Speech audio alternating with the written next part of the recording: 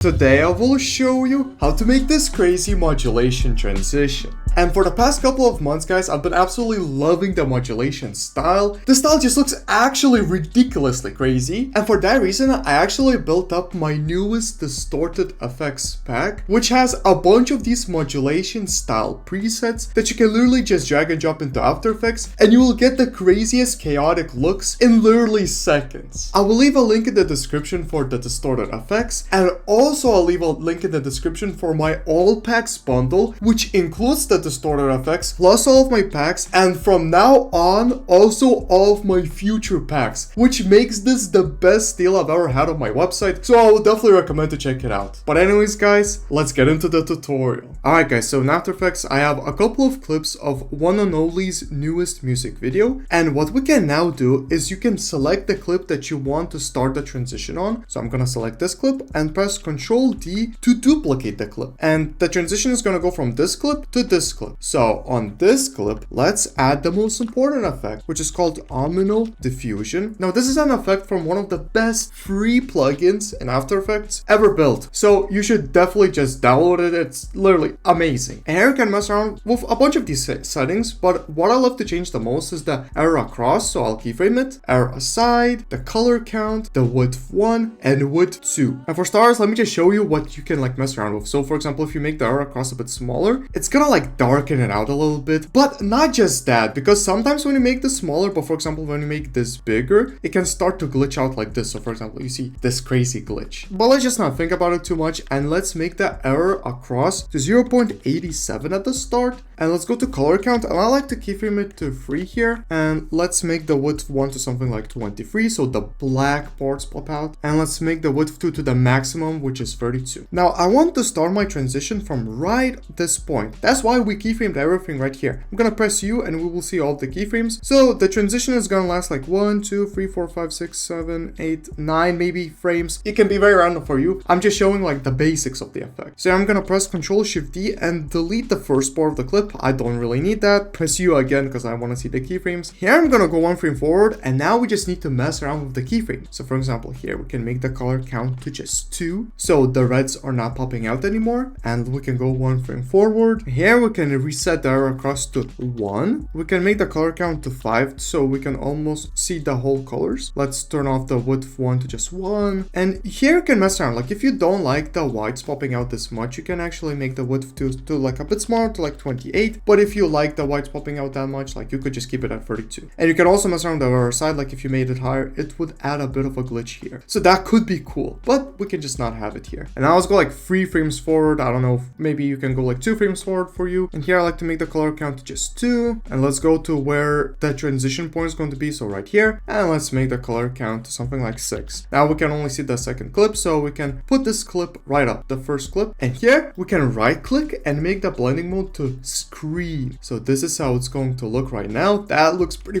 cool. But here I like to go 1 frame back, and I like to make the width 1 to pop out to something like 13 so the black parts pop out as well. And another cool thing you can do is add some type of glow here. So you can either add just normal glow and make the glow radius like high, the glow threshold low, and just mess around with the settings. But I'm gonna delete it, and since I have a plugin called Deep Glow 2, I'll add that. So if you have it, definitely add it. I'll make the exposure to something like 0.07 and the radius to 500. Just going to make it look a bit cooler. And you can end your transition a couple of frames after. So maybe right here, press Ctrl Shift D, delete. And this is the basic of the transition. It's gonna look a bit simple. That is still really cool. So what you can do if you want to glitch it out a bit is you can like duplicate by pressing Ctrl D and dragging the first part a bit forward. So maybe have it for 3 frames at the end, or maybe 4 frames actually. So it would pretty much look like this. You can add like different effects on top of here because this doesn't feel as finished, I guess. So one cool example could be like you can press Ctrl Y and we can go to animation presets, user presets. And for this scenario, I absolutely love to use my distort effects pack, which has those modulation style effects. So I'll just drag and drop analog wipes because I really want to show you how this will look. And this is how the analog wipes effect makes this transition look. And you can actually just keep the analog wipes effect just glitching forward like this, and it's just gonna look amazing. But if you want to end the transition a bit faster, like you can, you can just press Ctrl Shift D, for example here, and delete on the adjustment layer. This looks so much more professional, so much more polished. This is what you will usually see in like music videos or very professional edits. It's kind of like like these type of transitions. So here you can actually customize this transition even more. So for example, you can press Ctrl Y and here scroll down, and here we will see ultimate distorted VHS. This is the most ultimate distortion effect, but just do keep in mind that this is more of a VHS glitch effect and not as much of a distortion effect, but still really cool. And this is how you will get the transition to look. That is crazy. Like you can maybe end it right here by pressing Ctrl Shift D and delete, and this is what you will get. Super cool, just like that. A really cool combination. But you can, like, for example, delete the ultimate distorted VHS, and you can mess around with chaotic glitching too. This is how chaotic glitching 2 is gonna look, by the way. That's gonna be like a chaos transition. And here is how the final effect looks. Super dope, very clean, just an insane transition. Also guys, I only showed 3 effects from the Distorted Effects pack, and the pack actually includes over 25 of these drag and drop modulation style presets. And as a thank you for watching this tutorial, I have to hook you up with a discount code, which is going to be code Povikas. So if you use code Povikas at the checkout, you will save $5 off on the Distorted Effects pack, or you can get the Distorted Effects pack included in my all packs bundle, which also includes all of my future packs for completely free. But anyways guys, that's about it for the video. If you would like to learn how I make crazy chaos effects with like trace and blob attached to it, then I'll have the video pop up somewhere here where I teach exactly that. But anyways guys, yeah, have a great day. See ya.